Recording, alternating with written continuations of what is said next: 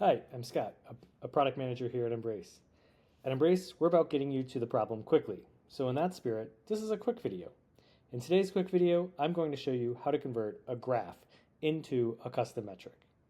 What's a custom metric? What am I looking at? What's an Embrace? If you have those totally valid questions, there's a link below to another video with a bit more context. But today, custom metrics from a graph. Okay, you've already built a handy dashboard with your favorite graphs. Your favorite SRE, Shirley, loves it, but now she wants it on her Grafana dashboard. How to make it go from this page to her page.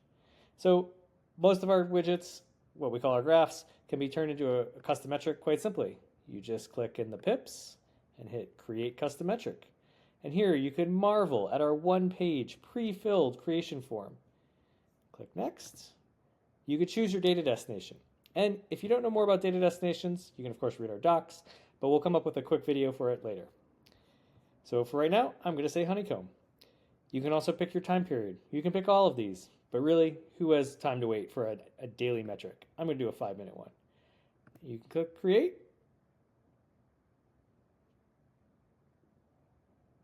Ta-da! We're done. You've created your custom metric. Of course, now you actually need to see it. So we're going to let that metric hydrate for 5 minutes and see what it looks like in Grafana. A few minutes later. Oh, we're back. 5 minutes, the perfect amount of time to get ice cream. Okay, let's see. Do we have any data in Grafana? We do. All right. You've now created a custom metric from your graph. It's pushed into Grafana, and we're done. We, of course, have a docs page to explain more about this and all the other ways you can make and consume custom metrics, and we'll be doing more of these videos. But for now you've figured out how to make a custom metric from a graph.